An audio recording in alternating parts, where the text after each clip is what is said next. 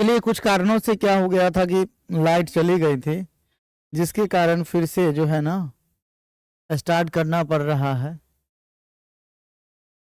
ठीक है, और 10वां चैप्टर स्टार्ट करते हैं। ठीक है, तो आज हम लोग पढ़ेंगे 9 चैप्टर तो हो गया है, आज हम लोग 10वां चैप्टर पढ़ेंगे।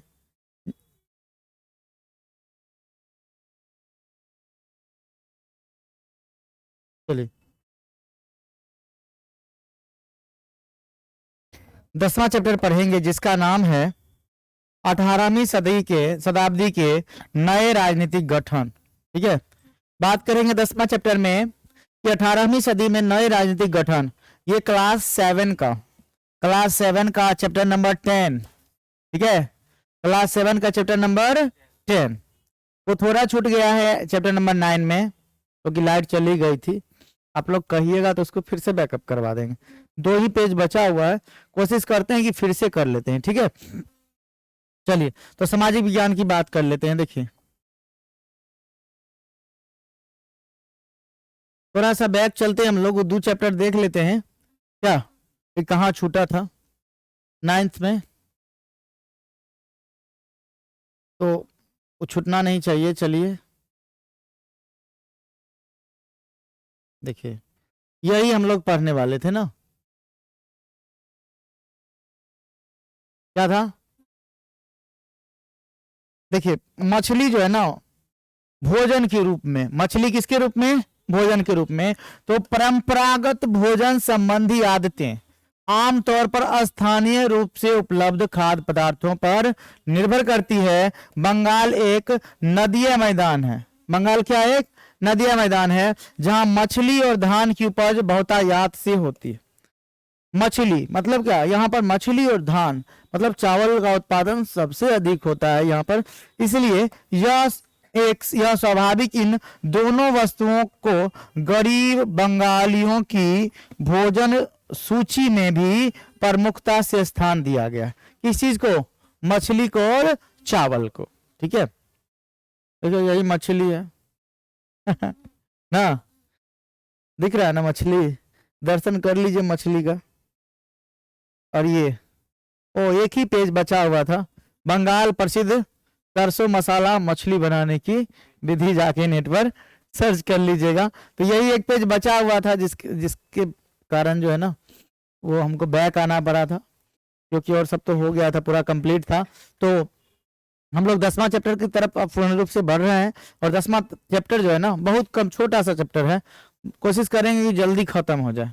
क्या कोशिश करेंगे कि 10वां चैप्टर तुरंत खत्म हो जाएगा, तो आप लोग कहीं जाइएगा नहीं, मोबाइल को सामने रख करके आराम से बैठ के देखिए। ठीक है, और नहीं समझ में आए तो कमेंट भी कीजिए। आप लोग बाद में देखते हैं ना, लाइव तो देखते नहीं है, और बाद में देखते हैं तो बाद में देखिए, लाइव का एक अपना अलग मतलब होता है, क्या कहते हैं उसको, हाँ, क्योंकि रिकॉर्डेड क्लास में आपका मन उब जाएगा, लेकिन लाइव में नहीं मन उबेगा।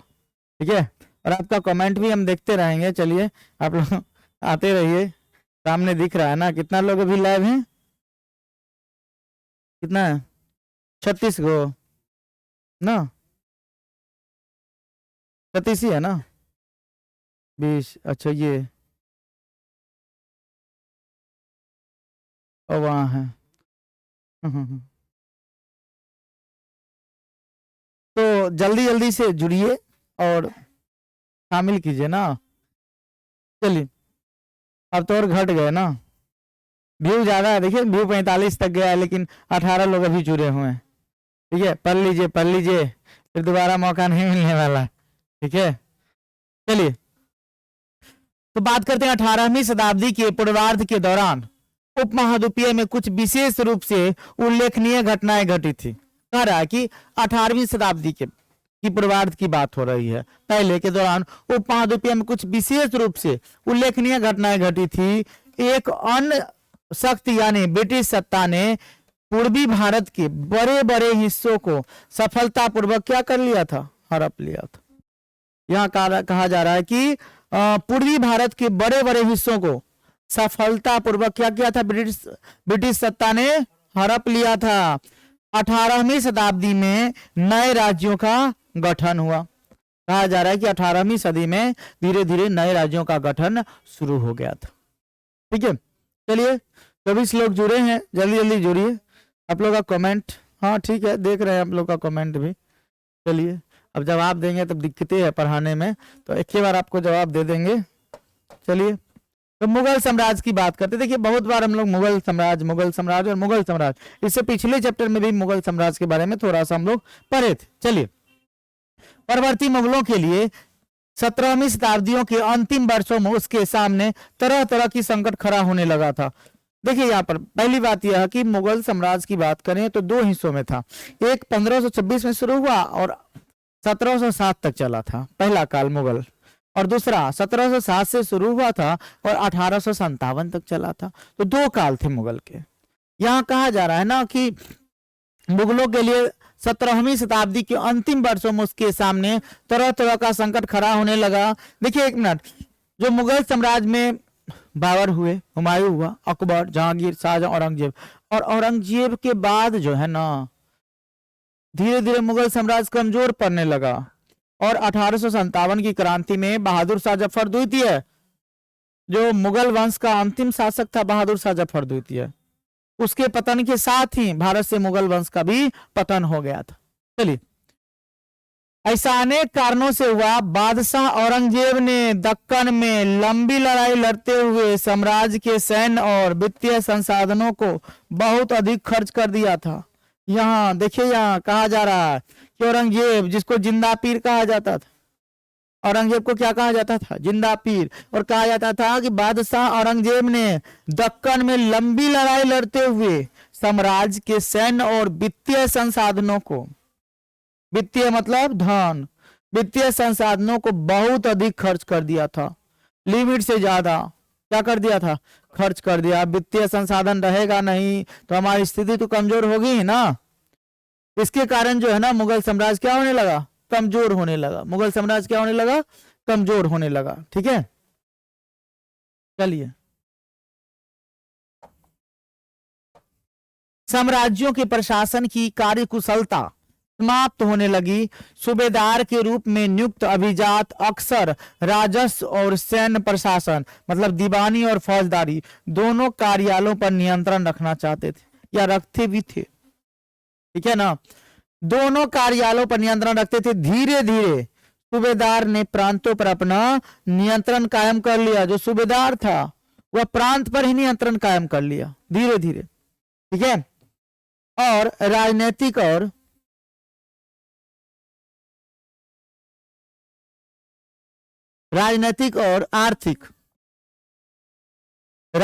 और आर्थिक सत्ता प्रांतीय सूबेदार और स्थानीय सरदारों और अन्य समूहों के हाथों आ रही थी। धीरे धीरे क्या, जब ये मुगल साम्राज्य जो है ना कमजोर हुआ ना, तब ये सारी सत्ताएं जो है ना, आर्थिक सत्ता जो थी ना प्रांतीय सूबेदार के हाथ में, जो प्रांत का सूबेदार था, विशेष प्रांत मतलब राज्य होता है, छोटे मोटे राज्य का जो सूबेदार था उसके हाथों में आ गई, स्थानीय सरदारों के हाथों में आ गई और अन्य समूहों के हाथों में आ गई थी। औरंगजेब के उत्तराधिकारी इस बदलाव को रोक ना सके। औरंगजेब का जो उत्तराधिकारी हुआ ये सब बदलाव को रोक नहीं सका, और इसी दौरान ईरान के शासक नादिर शाह और अफगान का शासक अहमद शाह अब्दाली, देखिए यहां पर उत्तर भारत पर क्या कर दिया? आक्रमण कर दिया था। जब औरंगजेब का उत्तराधिकारी कमजोर हो गया, क्योंकि औरंगजेब ही क्या गए दक्कन में लड़ाई लड़ते लड़ते अपना सारा पैसा खर्च कर लिया, सारी संपत्ति को खर्च कर लिया, तो धन नहीं रहेगा तो कैसे काम चलेगा बताइए? बिना धन का काम होगा। और इसी दौरान ईरान के शासक नादिर शाह और अफगान शासक अहमद शाह अब्दाली उत्तर भारत पर आक्रमण कर दिया। कहाँ आक्रमण कर दिया?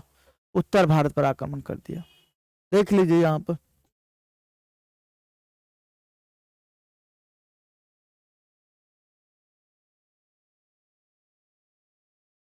अब बात करते हैं हम लोग नए राज्यों का उदय। नए नए राज्य अब आने लगे, नए नए राज्यों का उदय हो गया। मुगल सम्राटों की सत्ता के पतन के साथ साथ बड़े प्रांतों के सूबेदार और बड़े जमींदारों ने उपमहाद्वीपीय के विभिन्न भागों में अपनों शक्ति और प्रबल बना ली, अपनी जो शक्ति थी ना और मजबूत कर ली थी। जब मुगल सत्ता का पतन हो गया, जब मुगल सत्ता का पतन हो गया तो क्या हुआ कि सत्ता के पतन के साथ बड़े प्रांतों के सूबेदार और बड़े जमींदारों ने उपमहाद्वीपीय के विभिन्न भागों में अपनी शक्ति और मजबूत कर ली। अवध की बात करते हैं, बंगाल की बात करते हैं, हैदराबाद की बात करते हैं, जैसे राज्य जो पहले मुगल का प्रांत था वो बाद में किसके अधीन आ गया, तो ये सब सूबेदार और जमींदारों के हाथ में आ गया। राजपूत की बात करते हैं, ठीक है, मराठ, सिख और जाटों के राज भी आ गए धीरे धीरे। देखिए अब जब स्थिति कमजोर, देखिए भारत से अंग्रेज क्यों गया था, क्योंकि अंग्रेजों की स्थिति द्वितीय विश्व युद्ध में ना इतनी खराब हो गई थी ना कि भारत पर नियंत्रण करना उसके लिए बहुत कठिन था। मजबूरी में भारत को उन्होंने छोड़ा था, ठीक है। तो इस तरह से भी यहाँ औरंगजेब को देख लीजिए, औरंगजेब की स्थिति हमारा युद्ध में खत्म हो गया था और उसका उत्तराधिकारी भी इस चीज को रोक नहीं सका था क्योंकि कमजोर उत्तराधिकारी था। इसके कारण क्या हुआ, जमींदार और सूबेदार जो थे, वहां के सरदार थे, इन्होंने अपने अपने प्रांत को क्या कर लिया, अपने अधीन कर लिया। और इसमें अवध है, अवध में बंगाल, हैदराबाद जैसे अन्य राज्य जो पहले मुगल प्रांत थे। दूसरा राजपूत प्रदेश भी शामिल है इसमें। तीसरा मराठा, सिख और जाटों के राज भी इसमें आते हैं, ठीक है। चलिए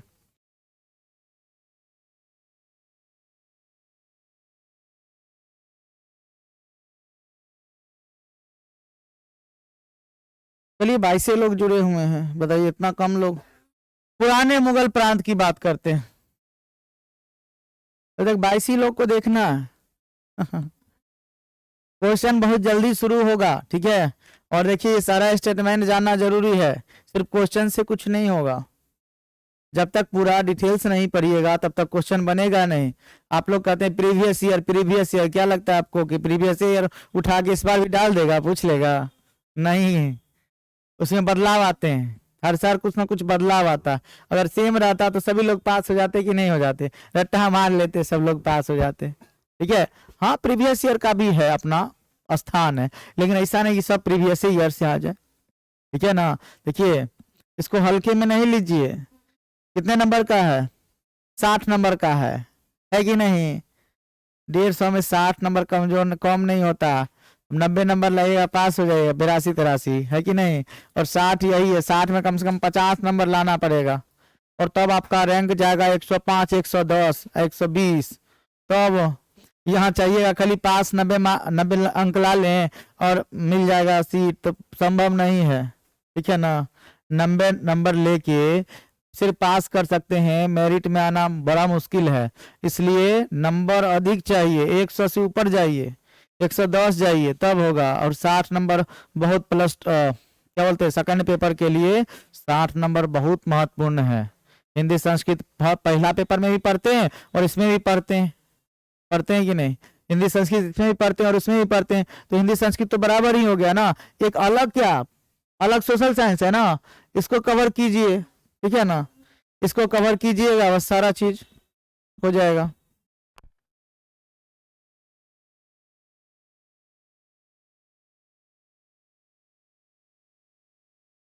देखिए आवाज जरा,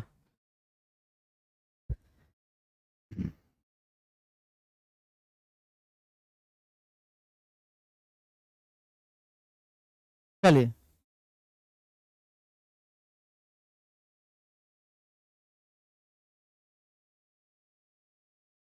चलिए चलिए। तो दिक्कत यही है कि आप लोग देखिए मेहनत कीजिए, ठीक है, मेहनत से बड़ा कुछ नहीं है ना। तो पुराने और मुगल प्रांत की बात करते हैं, तो पुराने मुगल प्रांतों से जिन उत्तराधिकारी राज्यों का उद्भव हुआ है उनमें से 3 राज्य प्रमुख थे। यहाँ कहा जा रहा है ना कि जिन पुराने मुगल प्रांतों से जिन उत्तराधिकारी राज्यों का उद्भव हुआ और उसमें से जो 3 राज्य है ना वो सबसे प्रमुख है। कितने राज्य? 3 राज्य प्रमुख हैं। चलिए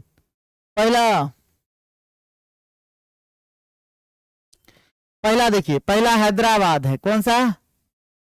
इसमें निजामुल मुल्क आसफ शाह था। क्या था? निजामुल मुल्क आसफ जा।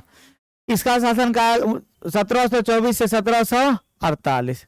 जिसने हैदराबाद राज्य की स्थापना की थी, किसने? याद रखिएगा, निजामुल मुल्क आसफ जा ने किसकी स्थापना की थी? हैदराबाद राज्य की स्थापना की थी। मुगल बादशाह फर्रुखसियार के दरबार का यह एक अत्यंत शक्तिशाली सदस्य था। याद रखिएगा, फर्रुखसियार जो था ना, फर्रुखसियर, इसके दरबार का शक्तिशाली सदस्य था। उसे सर्वप्रथम अवध की सूबेदारी सौंपी गई थी। किसकी सूबेदारी? अवध की सूबेदारी। और बाद में उसे दक्कन का कार्यभार भी दे दिया गया था और राजनीतिक और वित्तीय प्रशासन पर भी पूरा नियंत्रण उसका था। किसका था? निजामुल मुल्क का था। और इन्होंने हैदराबाद की स्थापना की थी। और ये फर्रुखसियर जो था ना, मुगल बादशाह फर्रुखसियर, और इसके दरबार का एक शक्तिशाली सदस्य था। कौन? निजामुल मुल्क। ठीक है, चलिए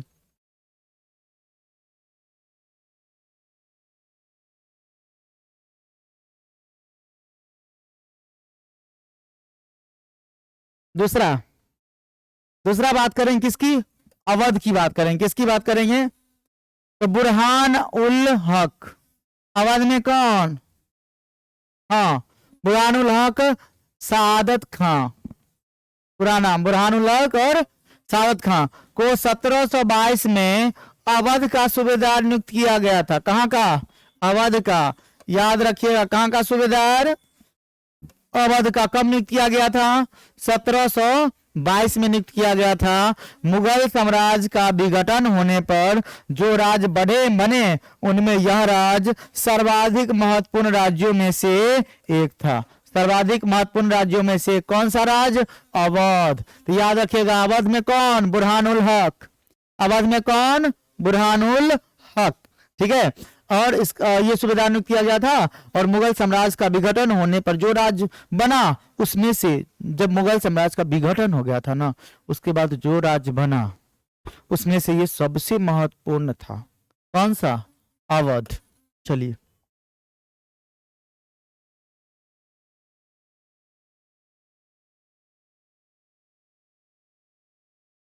देखिए, अवध एक समृद्धशाली प्रदेश था। अवध की बात कर रहे हैं तो अवध क्या था? समृद्धशाली था, सभी तरह से पूर्ण। किसी चीज की वहां कमी नहीं थी, किसी चीज की कोई कमी नहीं थी। और एक समृद्ध प्रदेश था जो गंगा नदी के उपजाऊ मैदान में फैला हुआ था। किस नदी के? गंगा नदी के उपजाऊ मैदान के क्षेत्र तक ये फैला हुआ था। ठीक है ना, किस नदी में? गंगा नदी के उपजाऊ मैदान तक के क्षेत्र तक ये फैला हुआ था। बुरहानुल हक ने भी अवध की सूबेदारी, दीवानी और फौजदारी एक साथ अपने हाथ में ले ली थी। देखिए यहाँ पर बुरहानुल हक की बात करे जा रहे हैं हम लोग। कहाँ? अवध में। तो दीवानी और फौजदारी दोनों एक साथ अपने हाथों में ली और सूबों के राजनीतिक, वित्तीय और सैनिक मामलों का एकमात्र कर्ता धर्ता बन गया। कौन? बुरहानुल हक। और ये अवध का था। कहाँ का था? अवध का। कहाँ का था? अवध का था। कौन? बुरहानुल हक। कहाँ का था? अवध का था। जब कमजोर पड़ा मुगल तो ये क्या किया? हथिया लिया अपना प्रदेश। ठीक है, और जायज भी है। चलिए, आंख बंद करके ना पूरा भरोसा कर लिया था ना। देखिए, अब बंगाल की तरफ चलते हैं हम लोग। बंगाल तीसरा क्या था? बंगाल। देखिए, नाम सुने होंगे, मुर्शिद कुली खान। सुने हैं कि नहीं सुने हैं? 25 आदमी जुड़े हैं। देखिए, ठीक है, 25 आदमी अभी तक जुड़े हैं। कैसे काम चली? चलिए बंगाल की बात करते हैं। तो मुर्शिद कुली खां के नेतृत्व में बंगाल धीरे धीरे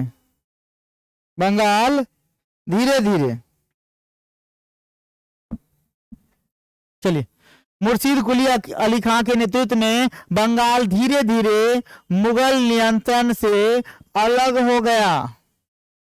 मुर्शिद कुली खां बंगाल के नायाब थे। क्या थे? नायाब।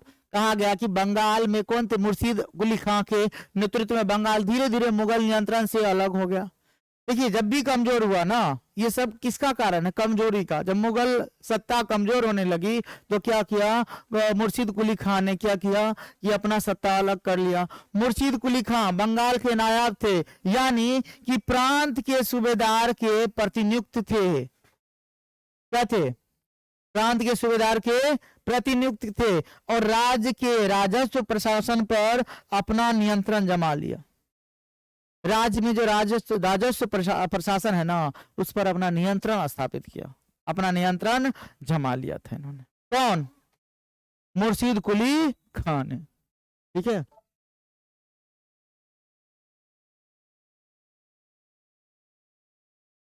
अब बात करते हैं हम लोग राजपूतों की वतन जागीरी। राजपूतों की वतन जागीरी। देखिए बहुत से राजपूत घराने, विशेष रूप से अबर और जोधपुर के राजघराने मुगल व्यवस्था में विशिष्टता के साथ सेवारत थे। जैसे पढ़े होंगे ना आप लोग अकबर के बारे में, तो अकबर के ज्यादातर संबंध राजस्थान के राजपूतों के साथ। अकबर के ज्यादा संबंध कहाँ? राजस्थान के राजपूतों के साथ ही था। जोधाबाई का नाम सुने होंगे, ठीक है, उससे शादी किया था ना। चलिए, तो जोधपुर के राजघराने मुगल व्यवस्था में विशिष्टता के साथ सेवारत रहे हैं। बदले में उन्हें अपनी वतन जागीर पर पर्याप्त स्वायत्तता का आनंद लेने की अनुमति मिली हुई थी।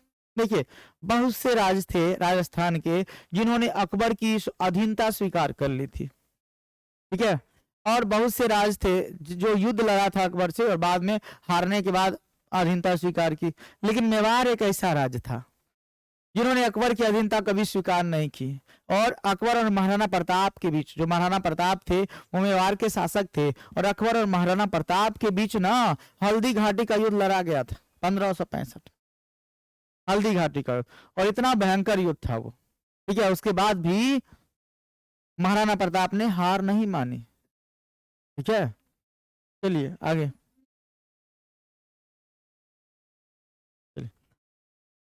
अब बात करते हैं आजादी हासिल करना। इसकी बात होगी, आजादी हासिल करने की बात होगी, ठीक है। चलिए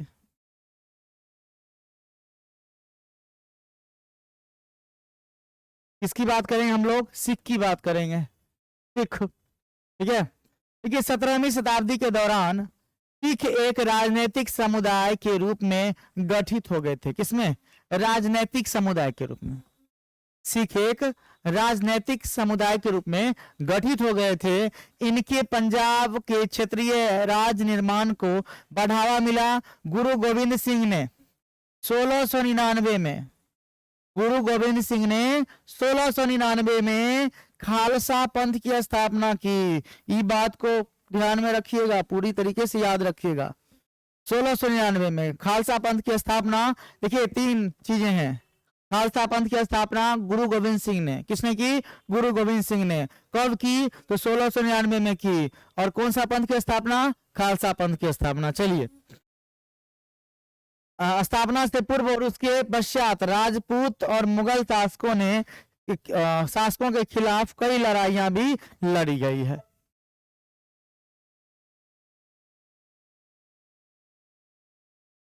18वीं शताब्दी में कई योग नेताओं के नेतृत्व में सिख ने अपने आप को पहले जत्थों में और बाद में मिसलों में संगठित किया। पहले जत्थों में और बाद में इसको किसमें? मिसलों में संगठित किया।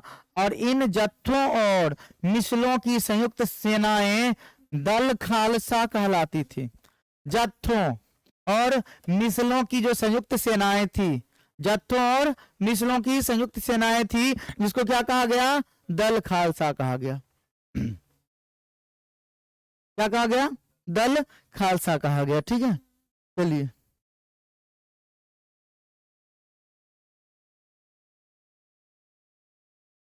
अब जो बात होगी, अब बात होगी किसकी? मराठा की बात होगी। किसकी बात होगी? मराठा की बात होगी। देखिए मराठा राज एक अन्य शक्तिशाली क्षेत्रीय राज्य था। मराठा महाराष्ट्र में। मराठा कहाँ? महाराष्ट्र में। और ये भी एक अत्यंत प्रभावशाली क्षेत्रीय राज्य था जो मुगल का लगातार विरोध करके उत्पन्न हुआ था। ठीक है, मुगल का विरोध करते करते उत्पन्न हो गया मराठा।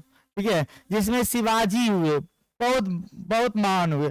1627 से 1680 के बीच ने शक्तिशाली योद्धा परिवारों की सहायता से एक अस्थायी राज्य की स्थापना की थी शिवाजी ने, मराठा राज्य शिवाजी ने। ठीक है, शिवाजी ने प्रायद्वीप मुगलों को चुनौती देने के लिए इस सैन्य बल का प्रयोग किया। शिवाजी की मृत्यु के पश्चात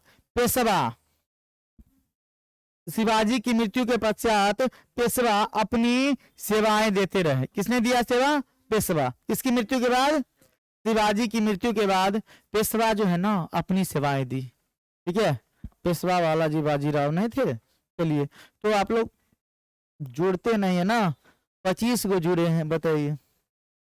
ठीक है कितना जुड़े देख लीजिएगा आप लोग, लाए। ठीक है, और शेयर करिएगा ज़्यादा ना, और हो सके तो अगर सब्सक्राइब नहीं किए हैं ना तो सब्सक्राइबो कर दीजिएगा, और सब्सक्राइब के साथ लाइक भी कर दीजिएगा। और देखिए सबसे ज़्यादा तो शेयर कीजिए, क्योंकि जितने लोग देखेंगे उतने लोगों को फ़ायदा होगा। ठीक है चलिए, अब क्या है, जाट की बात करते हैं। किसकी बात करते हैं? जाट की बात करते हैं। तो जाटों ने भी 17वीं और 18वीं शताब्दियों में अपनी सत्ता को सुदृढ़ कर ली और दिल्ली और आगरा के आसपास के अभिरक्षक बन गए। कहाँ? दिल्ली और आगरा। ये कहा गया कि 17वीं और 18वीं सदी में, 17वीं और 18वीं सदी में। ठीक है, पानीपत तथा बल्लभगढ़ शहर व्यापारिक केंद्र बन गए। पानीपत और बल्लभगढ़ कौन से केंद्र बन गए? व्यापार के केंद्र के रूप में उभरा। सुजनमल के राज्य में भरतपुर शक्तिशाली राज्य के रूप में उभरा। याद रखिएगा, सुजनमल के राज्य में भरतपुर शक्तिशाली राज्य के रूप में उभरा है। ठीक है, चलिए, और इसी के साथ जो है ना ये चैप्टर भी आपका खत्म हो गया। तो आज के दिन हम लोग क्या पढ़े? आप लोग 9वां चैप्टर भी देख लीजिएगा, दूसरे वीडियो में है, और ये 10वां चैप्टर है। दोनों का लिंक आपको डाल दिया जाएगा, और अच्छा लगा हो तो ठीक है। और इसका क्वेश्चन भी हम करवाएंगे बहुत जल्दी, अब क्वेश्चन भी होगा। ठीक है, पहले 8 का हिस्ट्री समाप्त करते हैं, और 2 दिन में हिस्ट्री समाप्त करेंगे, और उसके बाद जल्दी से जल्दी किसका क्वेश्चन करेंगे? ठीक है, हम लोग क्वेश्चन पर आएंगे, प्रीवियस ईयर भी करेंगे, और इस साल का भी जो क्वेश्चन पूछने वाला होगा, आने वाला होगा, इस साल का भी क्वेश्चन हम लोग करेंगे। खाली तन्मयता से आप लोग पढ़िए और रिजल्ट लीजिए ना, क्योंकि जो बीत गया है वो अब दौर ना आएगा। ठीक है, जो बीत जाए वो कभी आने वाला ही नहीं है। ठीक है ना, जो बीत गया है वो अब दौर ना आएगा, इस दिल में सिवा तेरे कोई और ना आएगा। घर फूंक दिया हमने, बस राख उठानी है, जिंदगी और कुछ नहीं, तेरी मेरी कहानी है, तेरी मेरी कहानी है। धन्यवाद।